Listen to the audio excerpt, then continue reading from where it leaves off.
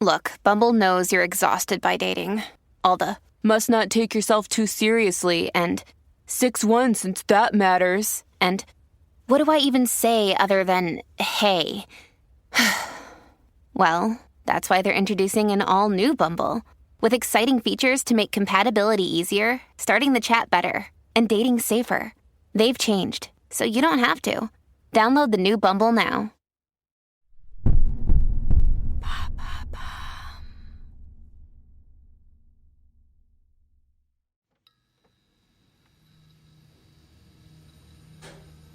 Le cendrier déborde, mais personne n'y prête attention.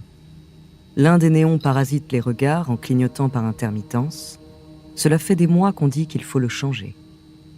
La salle d'interrogatoire du quartier général de la police de Dallas sent le tabac, la transpiration et la mort. 35 agents de police s'y tiennent debout depuis plusieurs heures, hagards. Leurs yeux cernés sont focalisés sur l'homme d'une trentaine d'années, assis face à eux.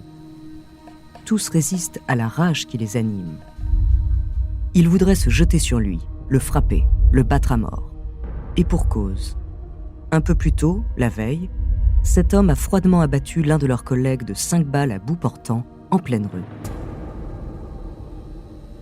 Du moins, c'est ce qu'ils pensent tous. Et c'est ce qu'affirment plusieurs témoins, mais il sera bientôt minuit et l'homme continue de nier en bloc leurs accusations. Ce qu'il ne sait pas, c'est qu'on le soupçonne de bien pire encore. Les policiers pensent que cet homme est celui qui a tué le président Kennedy quelques heures auparavant. En effet, Lee Harvey Oswald travaille dans le dépôt de livres où les forces de l'ordre ont retrouvé un fusil de précision et 3 douilles à la fenêtre du 5e étage.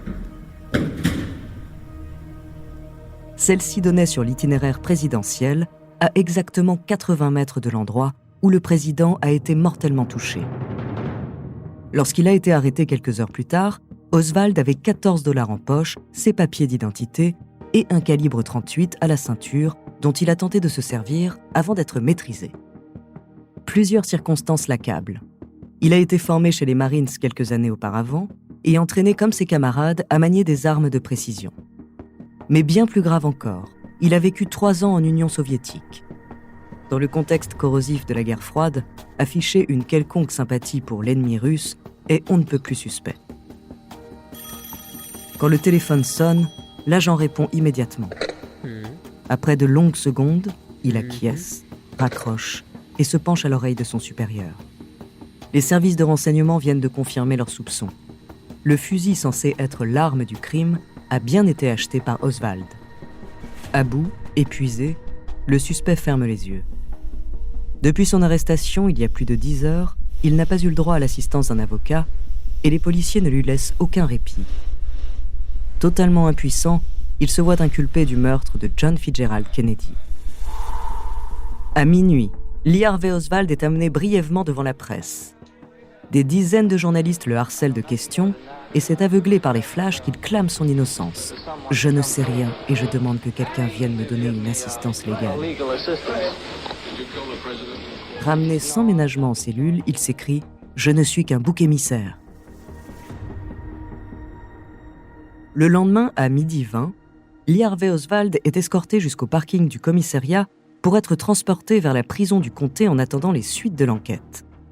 Là encore, le sous-sol est envahi de journalistes, dont certains retransmettent les images en direct à la télévision. Toute l'Amérique, qui le croit déjà coupable, veut connaître ses motivations. Agissait-il sur ordre des Russes ?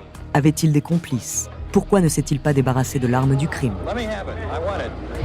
Oswald ne pourra jamais répondre à ces questions.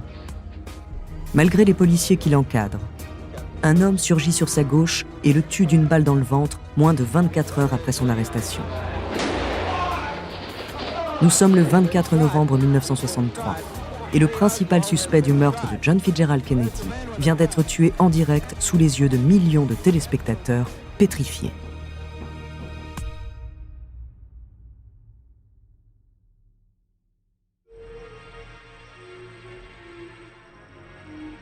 Bonjour, je suis Andrea Brusque, bienvenue dans Les Fabuleux Destins. Cet épisode est le 2e que nous consacrons à l'assassinat du président Kennedy. C'est l'un des plus grands mystères du XXe siècle et un scandale politique d'une ampleur inégalée. Aujourd'hui, je vous parlerai des funérailles historiques du président et de la toute première enquête qui fut menée sur l'assassinat.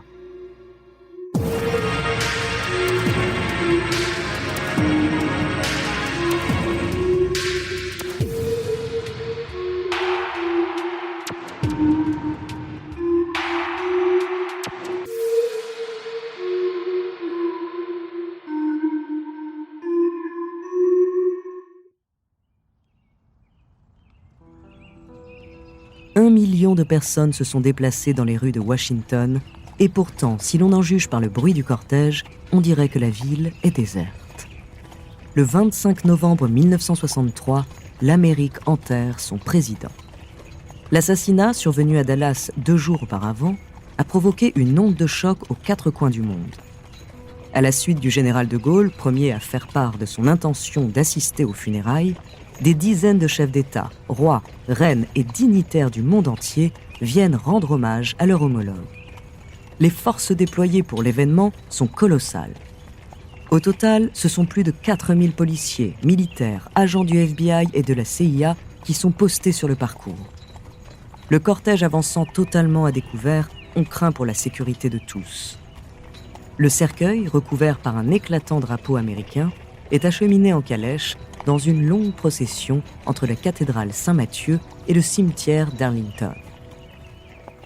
À la tête du cortège, Jacqueline Kennedy tient par la main ses 2 enfants, Caroline, 6 ans, et John, 3 ans. Voilée de noir, la tête haute, la démarche droite, elle est un bloc de deuil qui avance. À ses côtés, son beau-frère, Robert Kennedy, dégage au contraire une grande fragilité. Un coup de vent semblerait pouvoir emporter sa frêle silhouette. Il est dévasté. La mort de son grand frère brise l'élan politique qui les unissait et par lequel il s'était promis de transformer le pays pour toujours. Procureur général des États-Unis, nommé par son aîné, Robert s'était lancé depuis 2 ans dans une lutte sans merci contre la mafia. Aujourd'hui, il ne peut s'empêcher de se demander si son acharnement n'a pas précipité la chute de son frère. Mais Robert n'est pas seul à se tourmenter. Une chape de questionnement pèse sur l'ensemble du pays. Personne n'ose formuler ses doutes à voix haute en ce jour de deuil national, mais les mêmes questions sont sur toutes les lèvres. Dans un pays où le président représente le pouvoir, qui a le pouvoir de tuer le président ? Et comment le principal suspect du meurtre a-t-il pu être abattu à bout portant, cerné de policiers dans un commissariat, moins de 24 heures après son arrestation ?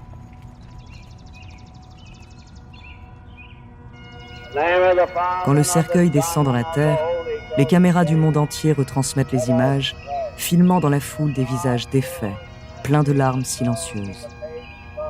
Pour énormément d'Américains, John Kennedy était un symbole de progrès. Une grande partie de la communauté noire voyait en lui le président favorable aux droits civiques qu'elle avait toujours attendu. À l'international, il cherchait la voie d'une désescalade pacifique avec l'URSS et envisageait le retrait des troupes américaines engagées au Vietnam. Et puis John Fitzgerald Kennedy avait promis d'envoyer l'homme sur la Lune. En l'honneur des idéaux qu'incarnait son mari, Jackie allume sur sa tombe ce jour-là une flamme perpétuelle qui n'a depuis jamais cessé de brûler dans le cimetière d'Arlington.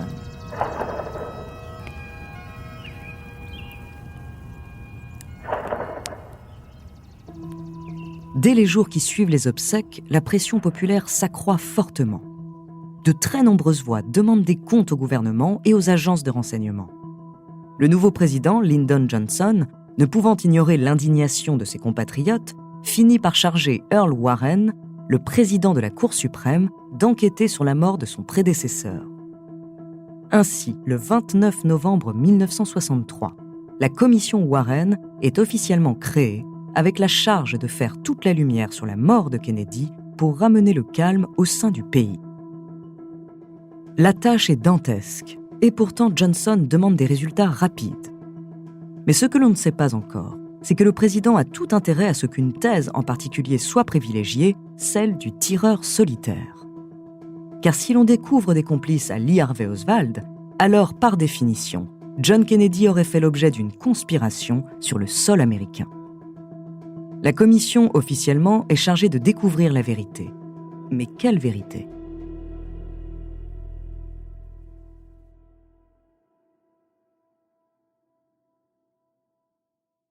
Avant de continuer cet épisode, nous voulions vous remercier pour votre écoute. Si vous voulez continuer de nous soutenir, abonnez-vous à la chaîne Bababam Plus sur Apple Podcast. Cela vous permettra une écoute en avant-première et sans interruption. Ou bien écoutez ce message de notre partenaire sans qui ce podcast ne pourrait exister. On se retrouve tout de suite après. Pendant l'année 1964, l'Amérique tout entière attend fiévreusement le rapport de la commission Warren, chargée par le président Johnson d'enquêter sur l'assassinat de John Fitzgerald Kennedy. La commission compte 7 membres. Outre son président, Earl Warren, elle comporte 2 élus démocrates, 2 élus républicains, un grand diplomate et un ancien directeur de la CIA. 400 personnes, greffiers, secrétaires et assistants sont employés pour les épauler. À Washington, semaine après semaine, des centaines de témoins partagent leurs souvenirs du jour fatidique. À huis clos, ils décrivent les cris, les coups de feu, la terreur qui régnait dans Dallas le 22 novembre et s'efforcent d'aider l'enquête le plus précisément possible. Au total, 552 témoins sont entendus pendant 10 mois. En parallèle, la commission peut faire toutes les demandes qu'elle souhaite auprès du FBI et de la CIA, consulter des rapports, procès-verbaux et archives. Naturellement, le passé de Lee Harvey Oswald fait l'objet d'une grande attention. Et malgré des zones d'ombre et de nombreuses contradictions, il se révèle particulièrement intéressant. Né en 1939 à la Nouvelle-Orléans en Louisiane, son enfance est chaotique. Quand il n'a que 2 mois, son père meurt d'une crise cardiaque. Sa mère Marguerite doit alors s'occuper seule du nouveau-né, en plus de son grand frère et de leur demi-frère. Les déménagements se succèdent et ses conditions de vie instables contribuent à fragiliser le jeune Lee. Jusqu'à ses 18 ans, il connaîtra 22 domiciles et sera scolarisé dans 12 écoles différentes. C'est un élève moyen, un solitaire qui a beaucoup de mal à gérer ses émotions. À 17 ans, il s'engage dans les Marines et lorsqu'il devient opérateur radar, il est affecté au Japon sur la base d'Atsugi. Bien qu'il y soit assigné à un grade subalterne, cette première affectation pose question. Le complexe d'Atsugi, non loin de Tokyo, sert de base aux avions secrets U-2, dont les Américains se servent pour espionner l'URSS. Contre toute attente, Oswald mène la vie qu'on attend de lui. Il obéit aux ordres, dépense sa solde dans des bars de Tokyo et obtient des notations correctes de la part de ses supérieurs. Mais après quelques mois, son attitude change radicalement. Il tient à ses camarades des discours marxistes et décide spontanément d'apprendre le russe en secret dans sa chambre. En 1959, il rompt son engagement dans l'armée, rentre aux États-Unis, avant de décider d'aller voir de ses propres yeux la terre du communisme. Il travaille à l'usine, habite à Minsk, puis à Moscou, où il rencontre Marina Proussakova, qu'il épouse le 30 avril 1961. 1 an plus tard pourtant, prétendument gagné par le mal du pays, il obtient un visa de retour aux États-Unis, où il emmène sa femme et leur premier enfant. Mais son enthousiasme pour le communisme n'a pas disparu. En août 1963, il est vu dans la Nouvelle-Orléans, distribuant des tracts de soutien à Fidel Castro. Sans travail, il plonge sa famille dans une situation précaire jusqu'en octobre, et c'est à ce moment-là qu'il trouve un emploi à Dallas, dans le fameux dépôt de livres scolaires, 1 mois avant l'assassinat du président. Le 27 septembre 1964, moins d'1 an après les faits, la commission Warren rend ses conclusions dans un rapport de 16 000 pages. Le verdict est sans appel. Lee Harvey Oswald a tiré sur le président. Son acte est celui d'un homme déséquilibré et aveuglé par le communisme, rien de plus. Il a agi sans complice et doit être considéré comme le seul et unique coupable dans cette affaire. Pourtant, malgré toute l'autorité d'Earl Warren, président de la Cour suprême, les conclusions de son rapport sont rapidement contestées. Dès 1967, une contre-enquête commence, dont les découvertes fracassantes vont faire trembler l'Amérique.